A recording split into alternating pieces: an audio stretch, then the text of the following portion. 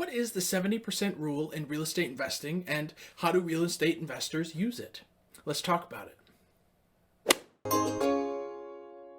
Many investors follow the so-called 70% rule when looking for properties to flip. It's a way to consider the maximum amount you should pay for a home considering costs of repair. How does the 70% rule work? The 70% rule relies on a simple calculation.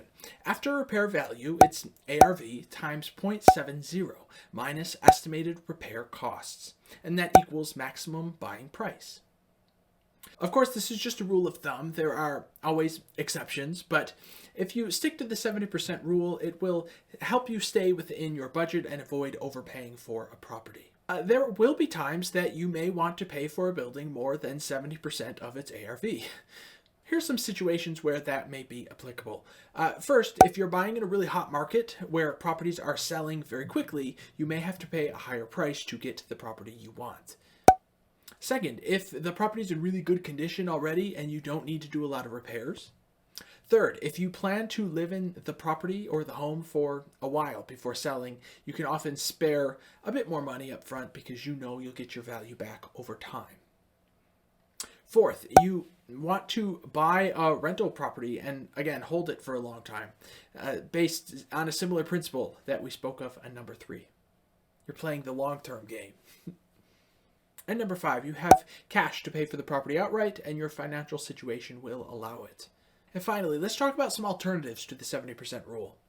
There are other ways to calculate what you should offer on a property. Another way is called the 80% rule.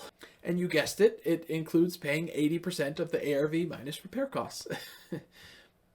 80% is a bit more aggressive than the 70% rule, but again, it can help you stay within your budget and avoid overpaying for a property. The other technique worth mentioning doesn't really have a name, but it's along the lines of the 70 to 80% rule.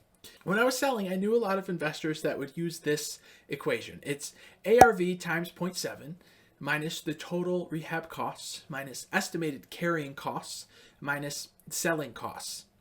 And that equals your maximum price offer. And this is good because it takes into account not only the purchase price and repair costs that we spoke of earlier, but also the carrying costs and the mortgage payments, insurance, and property taxes. This equation can be helpful if you want to be extra conservative in your estimations of what a property is worth. So it's up to you to decide what method you want to use to calculate your maximum offer price on a property.